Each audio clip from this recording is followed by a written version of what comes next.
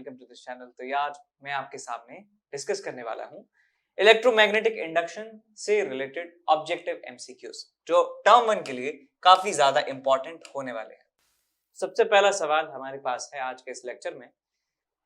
The figure shows certain wire segments joined together to form a coplanar loop. The loop is placed in a perpendicular magnetic field in the direction going into the plane of the figure. The magnitude of the field increases. यहाँ देखिए लिखी है बात, magnitude of the field increases with time and I1 and I2 are the currents in the segment AB and CD. जो segment हमारा AB है और segment हमारा CD है, यानी कि ये और ये, इनमें करंट बताया गया है कि I1 के बराबर है और ये I2 के बराबर है। तो आपको बताना है कि क्या इनमें से कौन सा ऑप्शन सही होने वाला है। I1 greater than I2, I1 is less than I2। तो हम समझ गए यार, एक बात तो समझ में आता है कि ये एक क्लोज्ड लूप है। This is a closed loop. Closed loop है, इसका मतलब ये पूरा का पूरा जो कंडक्टिंग वायर्स हैं सब सीरीज में कनेक्टेड हैं, तो करंट तो इनमें बराबर होने वाला है। तो ना ही I1 लेस देन I2 होगा, ना ही I1 ग्रेटर देन I2 होगा, I1 बराबर I2 होने वाला है। और पूछा है कि I1 is the direction BA and I2 का direction I2, the direction of I2 is C2D। और डी ऑप्शन में कहा है कि direction is BA and I2 की डायरेक्शन है DC। तो बेसिकली हमें बताना है कि AB में करंट का फ्लो इस तरफ होगा या इस तरफ होगा, ऐसे ही CD में करंट का फ्लो D से C होगा या C से D होगा, ये हमें बताना है। तो मैं जानता हूं कि लेंज का लॉ होता है, वो कहता है आपसे कि फ्लक्स में जो चेंज है उसका अपोज करता है। इस तरीके से करंट और EMF उस लूप में इंड्यूस होते हैं। तो आप देख सकते हैं कि मैग्नेटिक फील्ड जो है वो इंक्रीज हो रहा है, अंदर की तरफ जो है वो मैग्नेटिक फील्ड इंक्रीज हो रहा है। इसका मतलब फ्लक्स जो है इस लूप से जो पास हो रहा है वो इंक्रीज हो रहा है। अब हमें फ्लक्स में बढ़ोतरी को अपोज करना है, तो कैसे कर सकते हैं कि फ्लक्स को जो है हम कम कर दें, फ्लक्स को जो है हम कम कर दें। और फ्लक्स को कम करने का तरीका क्या हो सकता है?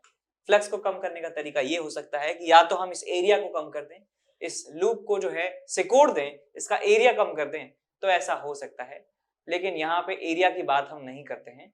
हम यहाँ पे क्या कहेंगे कि यहाँ पे यदि हम मैग्नेटिक फील्ड ऑपोजिट डायरेक्शन में प्रोड्यूस कर दें, मैग्नेटिक फील्ड ऑपोजिट डायरेक्शन में इंक्रीज कर दें, यानी कि अंदर की तरफ बढ़ रहा है, तो हम बाहर की तरफ मैग्नेटिक फील्ड को इंक्रीज करने लग जाएं, तो लेंज लॉ जो है वो उसके अकॉर्डिंग हमारी बात जो है प्रूव हो जाएगी कि इसने फ्लक्स में इंक्रीमेंट का अपोज किया है। तो मैं ये चाहता हूं कि फ्लक्स जो है जो बढ़ रहा है वो फ्लक्स जो है कम हो। फ्लक्स कम हो इसका मतलब जो मैग्नेटिक फील्ड है वो बाहर की तरफ प्रोड्यूस होना चाहिए। तो ये जो बाहर वाला लूप है, ये जो बाहर वाला लूप है, ये बाहर वाला लूप इस तरीके से करंट अपने अंदर इंड्यूस करेगा जैसे बाहर की तरफ मैग्नेटिक फील्ड आए। तो मैं कह सकता हूं ये कोशिश करेगा I2, ये जो वायर है बाहर आउटर वाला जो लूप है, ये कोशिश करेगा कि इस डायरेक्शन में करंट फ्लो हो, तो ये इस डायरेक्शन में EMF जो है इंड्यूस कर लेता है। सिमिलरली जो अंदर वाला वायर है ये भी यही चाहता है, तो ये भी इस डायरेक्शन में करंट को इंड्यूस कर लेता है, EMF इंड्यूस कर लेता है।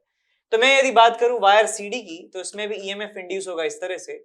और वायर की बात करूं AB में, तो भी करंट का जो EMF का जो इंडक्शन है वो इस सेंस में होना चाहिए, क्योंकि ये एक ही लूप में है तो सेम करंट फ्लो होगा। तो मैं कह सकता हूं कि उसी डायरेक्शन में करंट फ्लो होगा जिसका बैटरी बड़ा होगा, यानी कि जो EMF ज्यादा इंड्यूस करेगा वही अपने हिसाब से करंट उस लूप में फ्लो करवाएगा। तो हम जानते हैं कि फ्लक्स जो है वो होता है d phi by dt, और इसको लिखा जा सकता है area into dV by dt। Magnitude की बात कर रहा हूं मैं, ठीक है, ये EMF इंड्यूस्ड है। तो यहां आप देख सकते हैं कि जिस लूप का एरिया ज्यादा होगा, मैग्नेटिक फील्ड तो सेम रेट से चेंज हो रहा है दोनों लूप्स के लिए, लेकिन जिस लूप का एरिया ज्यादा होगा वहां पे इंड्यूस्ड EMF ज्यादा होगा और वही अपनी मनमानी चलाने वाला है।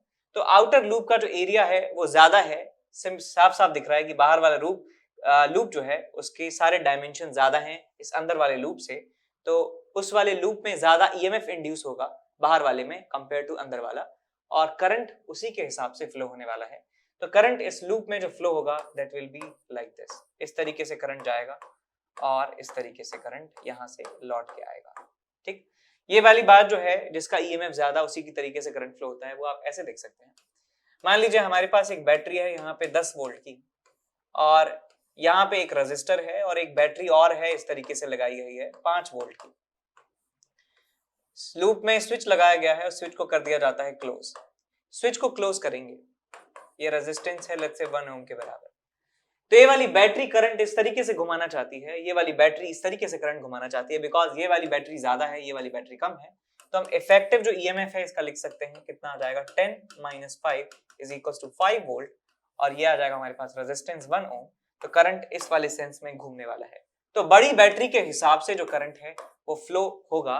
सिमिलरली यहाँ पे भी यही हो रहा था कि बाहर वाला लूप का एरिया ज्यादा है, तो Faraday's law of electromagnetic induction के अकॉर्डिंग जिसका एरिया ज्यादा होगा उसका ईएमएफ ज्यादा होगा, यदि रेट ऑफ फील्ड में चेंज जो है वो बराबर है। डीवी बाई डी टी दोनों लूप्स के लिए बराबर है, तो जिसका एरिया ज्यादा उसमें ईएमएफ ज्यादा, और जिसमें ईएमएफ ज्यादा वो अपने हिसाब से करंट को फ्लो करवाएगा। तो आउटर लूप में एंटी क्लॉकवाइज सेंस में करंट फ्लो होना चाहिए और इनर लूप में क्लॉकवाइज सेंस में करंट फ्लो होना चाहिए। ठीक है, अब देख लीजिए यदि यहाँ पे कनेक्ट नहीं होते ना, यदि मान लीजिए दोनों लूप कनेक्ट नहीं होते, ये दोनों लूप अपने अपने ऐसे क्लोज लूप होते, तो हम डेफिनेटली कह सकते थे कि दोनों ही लूप्स में करंट जो है वो एंटी क्लॉकवाइज सेंस में होने वाला है। ठीक है, यदि ये ऐसे होते, आपस में कोई भी इनका इलेक्ट्रिकल कनेक्शन नहीं होता, तो हम कहते हैं कि दोनों में इस डायरेक्शन में करंट जो है वो इंड्यूस होता, और यहाँ पे करंट जो I2 है, यहाँ पे करंट I1 है, तो I2 की वैल्यू जो है ज्यादा हो जाती I1 से। ठीक है, लेकिन यहाँ पे क्या किया है इन्होंने, इन दोनों लूप्स को आपस में कनेक्ट कर दिया है, आपस में इन दोनों लूप्स को कनेक्ट कर दिया है लाइक दिस, इस तरीके से। तो हम कह सकते हैं कि करंट तो सेम ही जाएगा और वो बाहर वाले लूप के अकॉर्डिंग जो है फ्लो होने वाला है। तो आप बता सकते हैं आंसर क्या होगा। ठीक, आंसर बता सकते हैं। आंसर होगा कि जो I1 है, I1 is in the segment AB, वो I1 जो है लेफ्ट से राइट की तरफ होना चाहिए, A से B की तरफ होना चाहिए। तो यहां से देखिए I1 is in the direction of BA and I2 is in the direction of DC। तो ये DC की तरफ है और ये DC की तरफ है I2, और I1 is in the direction of BA नहीं AB होना चाहिए यहाँ पे आई थिंक मिसप्रिंट हो गया है, यहाँ पे AB होना चाहिए था। तो I1 की डायरेक्शन A से B है और I2 की जो डायरेक्शन है वो D से C है, तो D ऑप्शन आपका यहाँ पे सही हो जाता है। ठीक, समझ गए। अब चलते हैं अगले सवाल की तरफ। नेक्स्ट क्वेश्चन हमारे पास है। क्वेश्चन आपसे कहता है कि the north pole of a magnet is falling on a metallic ring as shown in figure. The direction of induced current if looked from upside in the ring will be equal to. तो ये हमारे पास एक bar magnet है जिसका north pole है नीचे की तरफ, साउथ पोल है ऊपर की तरफ। ये हमारे पास एक मेटालिक रिंग है और हम ऑब्जर्व कर रहे हैं ऊपर से जो है हम ऑब्जर्व कर रहे हैं। ठीक है, लाइट रे जो है यहाँ से इस तरफ आ रही है। तो हमें बताना है कि इसमें जो इंड्यूस होने वाला करंट है वो किस सेंस में होगा, किस डायरेक्शन में होगा, ये आपको पूछा गया है। तो इसको सॉल्व करने के लिए, डायरेक्शन बताने के लिए हमें लेंज लॉ की आवश्यकता पड़ने वाली है। तो फील्ड लाइंस जो हैं बार मैग्नेट से कुछ ऐसे निकल रही होंगी, नॉर्थ से बाहर और साउथ से जो है अंदर, और समथिंग लाइक दिस, इस तरीके से, ऐसे ऐसे ऐसे और ऐसे ऐसे ऐसे बाहर निकल रही हैं, ऐसे लाइक दिस। ओके, ऐसे ऐसे ऐसे ऐसी ढेर सारी जो फील्ड लाइंस हैं हमें यहाँ से बाहर निकलती हुई दिखाई देने वाली हैं। दिखाई तो नहीं देंगी मतलब, बट होंगी। यहाँ पे मैग्नेट के पोल के पास जैसे हम जाते हैं मैग्नेटिक फील्ड की स्ट्रेंथ बढ़ जाती है। देखिए ऐसे, ये हमारे पास नॉर्थ पोल है, ये हमारे पास साउथ पोल है।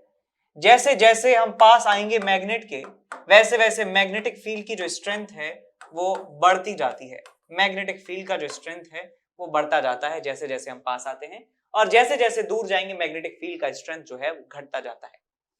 तो यहाँ पे आप देख सकते हैं कि मैग्नेट जैसे जैसे पास आएगी इस लूप के, मैग्नेटिक फील्ड का जो स्ट्रेंथ है वो बढ़ने लगेगा।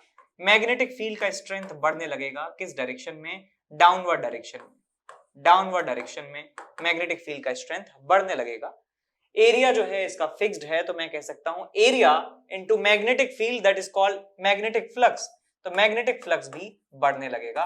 ये बात आपको ये कंक्लूड करनी आनी चाहिए, भाई ये बढ़ेगा तो ये बढ़ेगा फ्लक्स। अब लेंज ने कहा था कि मैग्नेटिक फ्लक्स में चेंज का अपोज करना है, उस तरीके से यहाँ पे करंट या ईएमएफ वो है इंड्यूस होने वाला है। यदि एक क्लोज सर्किट होता है तो करंट इंड्यूस हो जाता है, और यदि क्लोज सर्किट नहीं है, करंट फ्लो नहीं हो पा रहा है, तो वहां पे इंड्यूस्ड ईएमएफ हम दिखाते हैं। तो फ्लक्स बढ़ रहा है, लेंज लॉ के अकॉर्डिंग फ्लक्स को जो है डिक्रीज करना होगा। फ्लक्स को डिक्रीज करने का तरीका क्या है कि यहाँ पे हम इस किसी एक डायरेक्शन में इंड्यूस करंट हम प्रोड्यूस कर दें, जिससे इस मैग्नेटिक फील्ड का अपोज हो सके, यानी कि इसके ऑपोजिट डायरेक्शन में मैग्नेटिक फील्ड हम क्रिएट कर सके। तो हम बेटा चाहते हैं कि मैग्नेटिक फील्ड अपवर्ड डायरेक्शन में क्रिएट हो। हम चाहते हैं कि अपवर्ड डायरेक्शन में मैग्नेटिक फील्ड क्रिएट हो, तो इससे फायदा क्या होगा कि डाउनवर्ड डायरेक्शन में magnetic field plus upward direction में मैग्नेटिक फील्ड, थोड़ा सा मैग्नेटिक फील्ड कम होगा और थोड़ा सा फ्लक्स जो है वो उतना नहीं बढ़ पाएगा, उतना नहीं बढ़ेगा, बढ़ने का अपोज हो जाएगा, वही हम चाहते हैं। तो इस लूप में यदि करंट ऐसे सेंस में फ्लो हो जाए, यदि ऐसे इस लूप में करंट फ्लो हो जाता है, तो मैं कह सकता हूं इस लूप की वजह से मैग्नेटिक फील्ड बाहर की तरफ आएगा, इंड्यूस्ड करंट की वजह से मैग्नेटिक फील्ड ऊपर की तरफ होगा। तो हम ये बात कह सकते हैं कि इस लूप में ऊपर से देखने पर इस सेंस में करंट फ्लो होना चाहिए। अब देख लीजिए कौन सा सेंस है, ये वाला कौन सा सेंस है, ऊपर से देख रहे हैं, हम कह सकते हैं कि this is clearly anti clockwise sense. तो एंटी क्लॉकवाइज डायरेक्शन में मैग्नेटिक करंट जो है वो फ्लो होना चाहिए, इंड्यूस होना चाहिए, जिससे लेंज लॉ जो है हम फॉलो कर सकें। तो सी ऑप्शन जो है हमारा आंसर होने वाला है। अब एक बात और आपको याद रखनी है कि कोई चीज क्लॉकवाइज है एक पर्टिकुलर ऑब्जर्वर के लिए, तो यहाँ पे यदि कोई ऑब्जर्वर होगा नीचे, तो उसको एंटी क्लॉकवाइज, ऊपर का एंटी क्लॉकवाइज नीचे का क्लॉकवाइज के बराबर होता है। समझ गए ना? आप मान लीजिए एक क्लॉक के सामने खड़े हैं, मैं सामने देख रहा हूँ घड़ी को, तो मान लीजिए यहाँ पे घड़ी है और मेरे सामने है ये, तो इसका जो डायल है, उसकी जो नीडल है इसमें, ये क्लॉकवाइज सेंस में घूम रही है मेरे लिए, ऑब्जर्वर के लिए। यदि मान लीजिए मैं कोई कैमरामैन से पूछूं कि बताइए घड़ी किस डायरेक्शन में घूम रही है, तो उसके लिए वो एंटी क्लॉकवाइज होने वाला है। तो ऐसे ही आप जरूर ध्यान दीजिएगा कि ऑब्जर्वर कहाँ पे है। इफ लुक्ड फ्रॉम अपसाइड, ऊपर से देख रहे हैं तो एंटी क्लॉकवाइज, नीचे से देखेंगे तो क्लॉकवाइज होगा। तो आंसर इसका सी ऑप्शन हो जाता है। अगले सवाल की तरफ चलते हैं। A conducting rod of length L is falling with constant velocity v perpendicular to uniform magnetic field B. The potential difference between its two ends will be equal to. तो यहाँ पे मैं मान लेता हूं कि ये एक रॉड है और ये अपनी लेंथ के परपेंडिकुलर जो है फॉल हो रही है, गिर रही है विद वेलोसिटी v, और यूनिफॉर्म हॉरिजॉन्टल मैग्नेटिक फील्ड है b के बराबर, यानी कि हॉरिजॉन्टल डायरेक्शन में है और इसके परपेंडिकुलर है। इसका मतलब इस डायरेक्शन में मैं मान लेता हूं मैग्नेटिक फील्ड यहाँ पे एग्जिस्ट करता है। Magnetic field B constant horizontal direction में एग्जिस्ट करता है। So this is horizontal plane, this is vertical plane. Vertical में रॉड गिर रही है, और इस सेंस में जो है मैग्नेटिक फील्ड है अंदर की तरफ। लेंथ इसका L है। आपसे पूछा गया है कि पोटेंशियल डिफरेंस इसके दोनों एंड्स के बीच में कितना होगा, पोटेंशियल डिफरेंस कितना होगा। तो इसका मैकेनिज्म आपको मालूम होना चाहिए, किताब में लिखा हुआ है, इसे मोशनल ईएमएफ कहा जाता है। कि जब रॉड अपनी लेंथ के परपेंडिकुलर मैग्नेटिक फील्ड में मूव करती है विद सम वेलोसिटी, तो इसके अंदर जो इलेक्ट्रॉन्स हैं उनके ऊपर लगता है फोर्स। तो फ्री इलेक्ट्रॉन्स के ऊपर फोर्स लगने से फ्री इलेक्ट्रॉन्स ड्रिफ्ट करने लग जाते हैं और इनके किनारे पर इकट्ठा होने लग जाते हैं। तो एक तरफ रॉड के इलेक्ट्रॉन इकट्ठा हो जाते हैं, रॉड के दूसरे एंड पर जो है वैकेंसी बच जाती है, यानी कि कह सकते हैं पॉजिटिव चार्ज वहां पे इकट्ठा हो जाता है। और एक इंस्टेंट ऐसा आता है कि पॉजिटिव नेगेटिव चार्ज की वजह से एक ऑपोजिट डायरेक्शन में इलेक्ट्रिक फील्ड क्रिएट हो जाता है और वो इलेक्ट्रॉन का जो फर्दर फ्लो है वो रोक देता है, और उससे जो पूरा सिस्टम है इक्विलिब्रियम में आ जाता है। चार्जेस की बात कर रहा हूँ, फ्री इलेक्ट्रॉन्स जो हैं वो अब क्रिएट होना बंद हो जाते हैं, मतलब इकट्ठा होना बंद हो जाते हैं, एक्युमुलेशन उनका समाप्त हो जाता है, जितने आ गए उतने आ गए। अब उस उन एंड्स के बीच में जो पोटेंशियल डिफरेंस होता है उसका फॉर्मूला होता है BVL के बराबर। ये मोशनल ईएमएफ का फॉर्मूला है और ये कब लगा सकते हैं, जब रॉड की लेंथ के परपेंडिकुलर उसका वेलोसिटी हो और मैग्नेटिक फील्ड भी उसके परपेंडिकुलर हो। यानी मैग्नेटिक फील्ड और लेंथ और हमारा वेलोसिटी तीनों आपस में परपेंडिकुलर हो, तब ये वाला फॉर्मूला आप इस्तेमाल कर सकते हैं। तो BVL हमारे पास फॉर्मूला होगा, यही इंड्यूस्ड ईएमएफ इन दोनों एंड्स के बीच में होने वाला है। अब यदि बात करें कि किस डायरेक्शन में पोलैरिटी जो है इस ईएमएफ की किस सेंस में होने वाली है, तो डायरेक्शन ऑफ ईएमएफ जो है आपको देखना है, पोलैरिटी ऑफ ईएमएफ देखना है। तो V क्रॉस बी आप देखिए, V क्रॉस बी जिस तरफ होगा उस तरफ जो है बैटरी आपको मिलने वाली है। पहले यहां आप देखिए वेलोसिटी है नीचे, मैग्नेटिक फील्ड मैंने अंदर मान लिया है, तो V क्रॉस बी जो है वो इस तरफ आ रहा है, इस तरफ आ रहा है, इस तरफ। तो इसका मतलब जो बैटरी है वो कुछ ऐसे आपको दिखाई देगी, आपको ऐसा लगेगा यहाँ पे एक बैटरी लगा दी गई है। इस तरीके से बैटरी जो है वो लगी हुई है, यानी ये वाला जो पॉइंट है उसका पोटेंशियल ज्यादा होगा और यहाँ का जो पोटेंशियल है वो कम होने वाला है। ठीक है, और इन दोनों के बीच का जो पोटेंशियल डिफरेंस है वो BVL के बराबर होगा। आंसर हमारा BVL या BLV जो है हो जाता